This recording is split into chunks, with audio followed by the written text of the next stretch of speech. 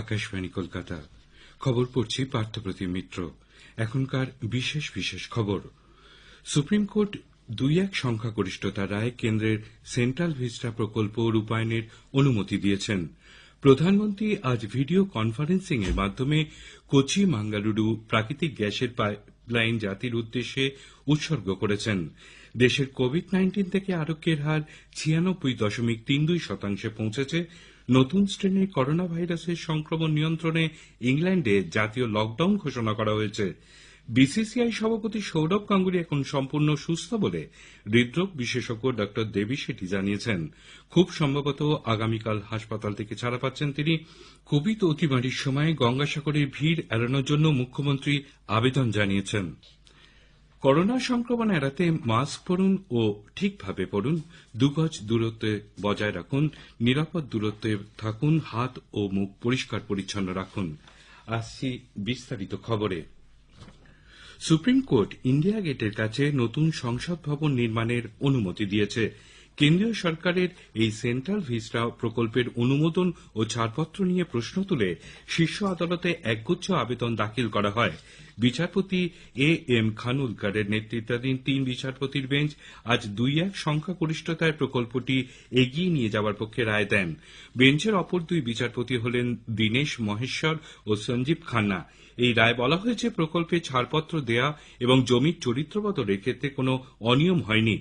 জাতীয় রাজধানীতে 20,000 কোটি টাকার সেন্ট্রাল ভিস্টার প্রকল্পে নতুন সংসদ ভবন তৈরির পাশাপাশি ইন্ডিয়া গেট থেকে রাষ্ট্রপতি ভবনের মধ্যে 4 কিলোমিটার এলাকায় সরকারি ভবনগুলির নতুন রূপ দেওয়া হবে।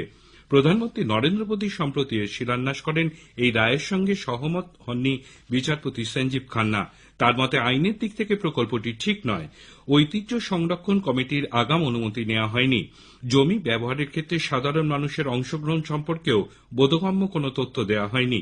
সরকারের তরফে প্রকল্পের সমর্থনে বলা হয়, ব্রিটিশ আমলের বর্তমান সংসদ ভবন চালু হয়েছিল 1927 সালে। তাতে জায়গা সীমিত। অগ্নি সুরক্ষা বা ভূমিকম্প প্রতিরোধের কোনো ব্যবস্থা নেই।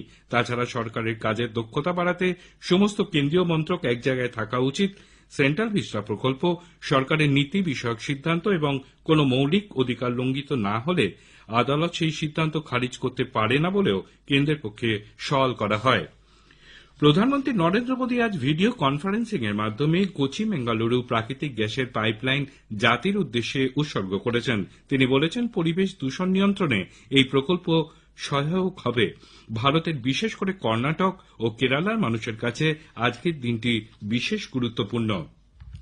The pipeline will have a positive impact on the economic growth of these 2 states. साथियों, कोची मैंगलुरु पाइपलाइन इस बात का बहुत बड़ा उदाहरण है कि विकास को प्राथमिकता देते हुए सभी मिलकर काम करें तो कोई भी लक्ष्य असंभव नहीं। 450 কিলোমিটার দীর্ঘ এই পাইপলাইনের বহন ক্ষমতা 12 million metric standard cubic metre. GAIL India লিমিটেডের তৈরি এই প্রকল্পের জন্য খরচ হয়েছে 3,000 কোটি টাকা। প্রকল্পের কাজে 12 লক্ষের বেশি শ্রমদিবস সৃষ্টি হয়েছে। দেশে দৈনিক করোনা সংক্রমণ এবং মৃত্যু আরও কমেছে। স্বাস্থ্য মন্ত্রকের আজ সকালের রিপোর্ট অনুযায়ী গত 24 ঘণ্টায় নতুন করে সংক্রমিত হয়েছেন 16,375 জন। এই সময়ের মধ্যে সুস্থ হয়েছেন 29,000-এর বেশি। আরোগ্যের হার আরও বেড়ে 96.32% পৌঁছেছে। পাল্লা দিয়ে কমেছে চিকিৎসাধীন রোগীর সংখ্যা। এখন যা মোট আক্রান্তের 2.23%। একদিনে মৃত্যু হয়েছে আরও 201 জনের। ফলে মৃতের সংখ্যা দাঁড়িয়েছে 1,49,850-এ। নতুন শ্রেণীর করোনা ভাইরাসের সংক্রমণ নিয়ন্ত্রণে ব্রিটিশ প্রধানমন্ত্রী বরিস জনসন ইংল্যান্ডে নতুন করে জাতীয় লকডাউন ঘোষণা করেছেন। আগামীকাল থেকে এই লকডাউন বলবৎ হবে। ফেব্রুয়ারির মাঝামাঝি পর্যন্ত তা চলতে পারে। সমস্ত নাগরিককে তিনি বাড়িতে থাকতে বলেছেন। অত্যাবশ্যক নয় এমন সামগ্রীর দোকান এবং হোটেল রেস্তোরাঁ বন্ধ থাকবে। আজ থেকেই বন্ধ হয়ে যাচ্ছে প্রাথমিক ও মাধ্যমিক স্তরের সব স্কুল। প্রথম দেশ হিসাবে অক্সফোর্ড ইউনিভার্সিটি ও অ্যাস্ট্রাজেনেকার তৈরি কোভিড-19 ভ্যাকসিন প্রয়োগের সাফল্যকে স্বাগত জানানোর কয়েক ঘণ্টা পরই লকডাউনের ঘোষণা করা হল। প্রধানমন্ত্রী জনসন বলেছেন, ইউকেতে আরও বেশি সংক্রামক নতুন ধরনের করোনা ভাইরাসের প্রথম খোঁজ মেলে অতি দ্রুত তা অন্যান্য দেশেও ছড়িয়ে পড়ছে। এর বিস্তার নিয়ন্ত্রণে অবিলম্বে ব্যবস্থা গ্রহণ জরুরি। এদিকে ভারতে পরিবর্তিত এই ভাইরাসের আক্রান্তের সংখ্যা বেড়ে হয়েছে 58, আরও 20 জনের শরীরে এর সন্ধান মিলেছে। কলকাতা মেডিকেল কলেজ হাসপাতালে এই নতুন স্ট্রেনের করোনা সংক্রমণ নিয়ে ভর্তি যুবকের কোভিড পরীক্ষার রিপোর্ট 14 দিন পরেও পজিটিভ এসেছে। অন্যদিকে ব্রিটেন থেকে কলকাতায় শুটিংয়ে আসা ভারতীয় বংশোদ্ভূত ব্রিটিশ অভিনেত্রী বনিতা সান্ধুর দ্বিতীয়বারের নমুনা পরীক্ষাও পজিটিভ আসায় রাজ্য স্বাস্থ্য দপ্তর গতকাল তাকে অ্যাম্বুলেন্সে বেলেঘাটা আইডি হাসপাতালে পাঠালেও বছর 23-এর এই অভিনেত্রী অ্যাম্বুলেন্স থেকে নামতে অস্বীকার করেন।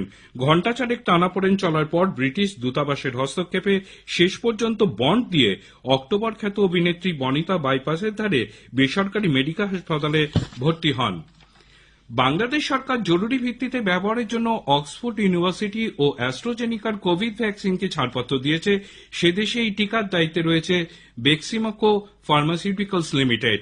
বাংলাদেশের ওষুধ নিয়ামক কর্তৃপক্ষ ডিডিজিএ গতকাল এই অনুমোদন দেয়। ভারতের সিরাম ইনস্টিটিউটের কাছ থেকে অক্সফোর্ড ভ্যাকসিনের 3 কোটি ডোজ কেনার জন্য বেক্সিমকো সিরামের সঙ্গে গত 13 ডিসেম্বর চুক্তি স্বাক্ষর করে। বিশ্বের প্রথম সারিতে থাকা ধনকুবের ও দানবীর মাইক্রোসফট প্রতিষ্ঠাতা বিল গেটস ভারতের ভ্যাকসিন তৈরির ক্ষমতার প্রশংসা করেছেন। টুইট করে তিনি বলেছেন, কোভিড-19 অতিমারির শেষ দেখার জন্য গোটা বিশ্ব যখন সক্রিয়, তখন বৈজ্ঞানিক উদ্ভাবন ও ভ্যাকসিন তৈরির ক্ষেত্রে ভারতের নেতৃত্ব দেওয়া খুবই গৌরবের বিষয়। এই খবর শুনছেন আকাশবাণী থেকে। বিসিসিআই সভাপতি প্রাক্তন ক্রিকেট অধিনায়ক সৌরভ গাঙ্গুলী খুব সম্ভবত আগামীকাল হাসপাতাল থেকে ছাড়া পাচ্ছেন। হৃদরোগ বিশেষজ্ঞ ডক্টর দেবী শেঠি আজ উডল্যান্ড হাসপাতালে এসে তাকে দেখার পর সাংবাদিকদের জানান সৌরভ এখন বাড়ি যেতে পারেন। এখানকার চিকিৎসায় তিনি সম্পূর্ণ সুস্থ, আগের মতোই সব কাজ করতে পারবেন। বাকি চিকিৎসা পরবর্তী সময়ে সুবিধা মতন করানো যাবে। সৌরভের হার্টের কোনো ক্ষতি হয়নি, চাইলে তিনি ক্রিকেট খেলতেও পারেন, ম্যারাথনেও অংশ নিতে পারেন। উডল্যান্ড হাসপাতাল ও চিকিৎসকদেরও প্রশংসা করেন ডক্টর শেঠি। 40 সবাইকে তিনি নিয়মিত হার্ট চেক আপের পরামর্শ দিয়েছেন। কোভিড অতিমারি পরিস্থিতিতে এবার গঙ্গাসাগরে ভিড় করে মকর সংক্রান্তির পুণ্যস্নান করার বদলে ই স্নানের আবেদন জানিয়েছেন মুখ্যমন্ত্রী মমতা ব্যানার্জি। তিনি নিজেও এবারে সাগরে যাবেন না। কোভিড পরিস্থিতির জন্য এবার ঘরে বসেই মকর সংক্রান্তি স্নান ও কপিল মুনির মন্দির দর্শনের ব্যবস্থা করেছে রাজ্য প্রশাসন।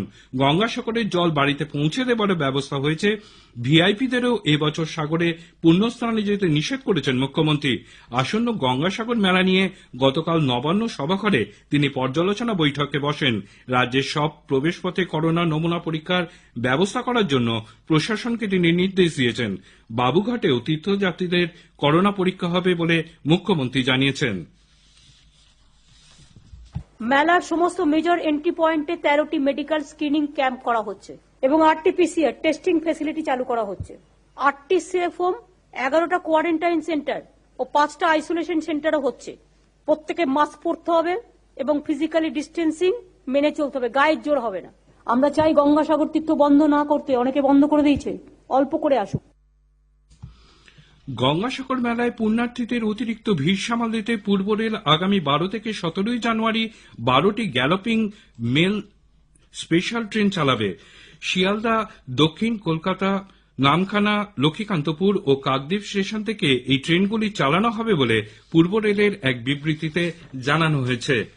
কৃষি আইন নিয়ে বিরোধের নিষ্পত্তির লক্ষ্যে কেন্দ্রীয় সরকার এবং কৃষক সংগঠনগুলি আগামী শুক্রবার 8ই জানুয়ারি আর এক দফার বৈঠকে বসবে। গতকাল 7ম দফার বৈঠকে কোনো সমাধান সূত্র মেলেনি।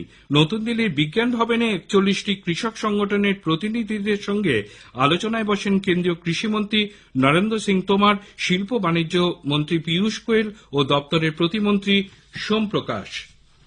প্রধানমন্ত্রী কিষাণ সম্মান নিধি যোজনার সুবিধা থেকে বাংলার কৃষকদের বঞ্চিত রাখা হচ্ছে বলে বিজেপি নেতাদের লাগাতার সমালোচনার প্রেক্ষাপটে রাজ্য সরকার এবার এই প্রকল্পে যুক্ত হতে আগ্রহ প্রকাশ করেছে। খবর শেষ হলো, এর পরের খবর 1টা 30 মিনিটে।